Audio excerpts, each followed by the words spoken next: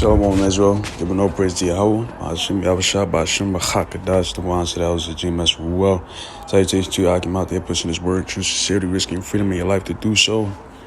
I'll come back to you with another video, just kind of updating what's going on in the world and how it correlates with prophecy. Because we know that we are in a time of the end. We are getting closer to the day of the Lord's return and the deliverance of Israel, man. So these war games or these rumors of wars, as Yahushua said in Matthews, John, Luke, the things to look for before his return is playing right before our eyes, and we can tell, we see it, it's loud and clear. So 1 second, bear with me.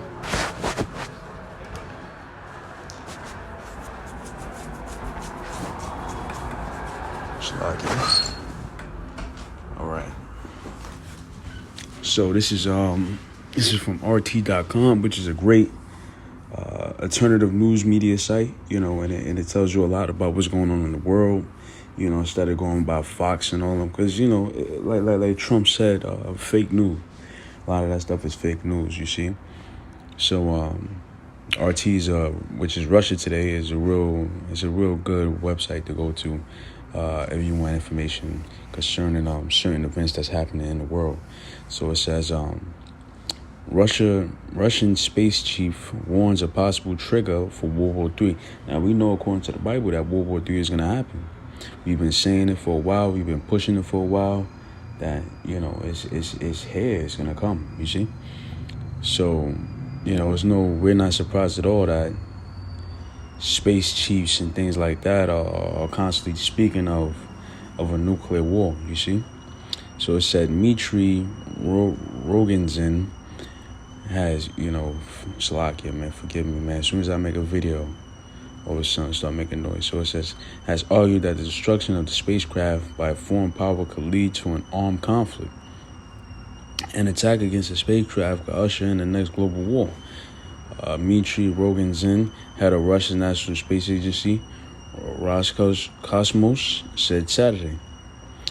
One must keep in mind that the destruction of a foreign spacecraft means World War III. It's casus belli, and there's no doubt about that. Rogozin said, using a Latin term for the formal legal reason to start a war. Rogozin was commenting on Washington's decision to stop conducting anti-satellite missile tests, announced the move on Sunday. Vice President Kamala Harris called the destruction of the satellites during the such tests reckless and irresponsible because it leaves dangerous space debris. The Roscosmos chief, however, argued that the U.S. is now pretending to be doves meaning peace, because it had already conducted all the necessary tests. This move should therefore be strictly viewed as propaganda. Rogozin argued that the Boeing X-37, an unmanned U.S. shuttle-like spacecraft currently orbiting the Earth, could potentially be used for spying and carrying weapons for mass destruction. He said that the proposal by Russia and China to sign a treaty banning the placement of weapons in outer space was met with dead silence in Washington. The stationing of weapons of mass destruction in outer space has been internationally banned since 1967. And we know, man, what do you say, weapons in outer space. But we know that, Esau's blessing is the sword, man. Esau's blessing is the sword. That's how he controls nations. So he's never going to put down his arms, you see. But these back and forth talks about, Russia going up against America, America going up against Russia, is all biblical, you see. It's all biblical. And what's about to take place is World War III. So this is Ezekiel 38 chapter, and I'll start at 1.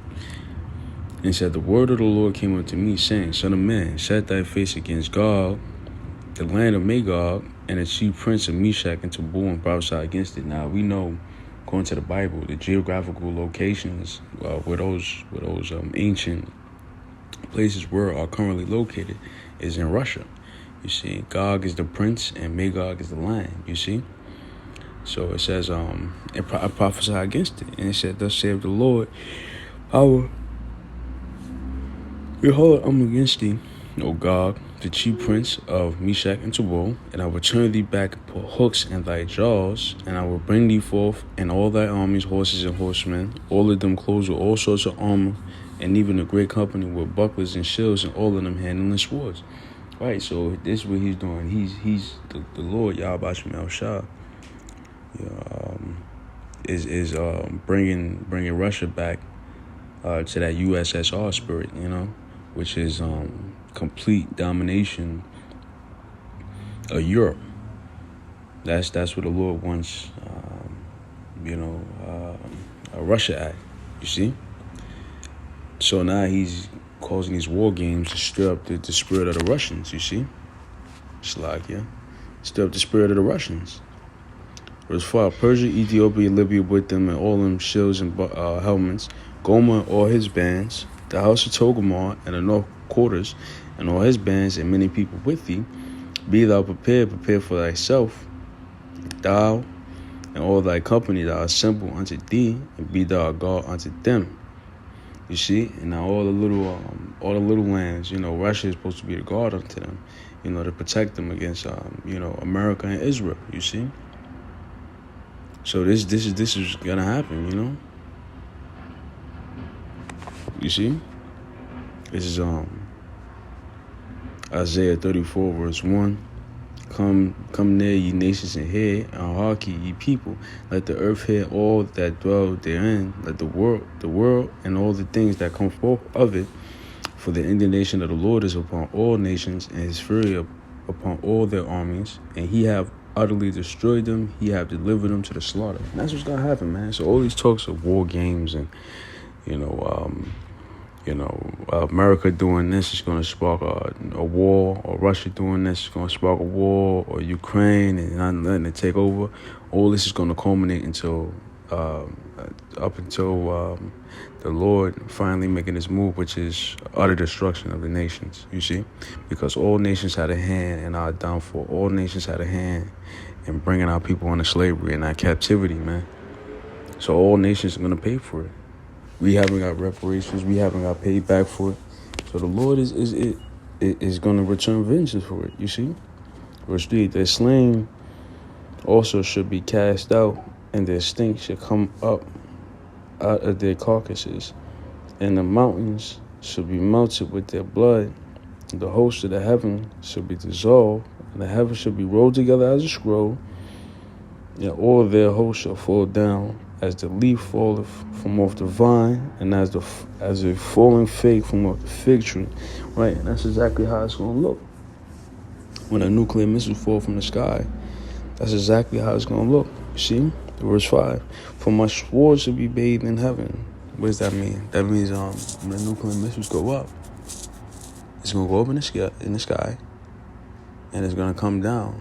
It's going to be bathed, meaning it's going to reach out to the outer heavens. And it said, behold, it shall come down upon Idumea, meaning it's going to come up and come right back down upon Idumea. Now, who's Idumea? Esau, Edom, so-called white people. Idumea, you see? And upon the people of my cursed judgment, right, man. So the Lord is gonna, bring the sword upon Idumea. You see? Verse 6, the sword of the Lord is filled with blood, and is made fat with fatness, and the blood of lambs and goats, and the fat of the kidneys and the rams. For the Lord have a sacrifice in Basra, and a great slaughter in the land of Idumea. And I jump to verse 8. For it is the day of the Lord's vengeance, and the year of the recompense, the controversy of Zion. And that's the reason why this is happening, man. Because this is recompense for what happened to us, man. What happened to the Negroes, Latinos, and Native Americans, which are the true biblical Israelites, you see. As a result, this is going to happen, man. And the Lord is going to bring judgment, man. So, where we at. I don't want to make the video too long. With that, I want to give all praises to Yahweh. Bashim Yahushua, Bashim Chakadash. I want to say I was a GMS Ruba. That's how you teach you how to get out there, pushing his word, true, sincerely, risking your freedom in your life to do so. Until next video. Shalom.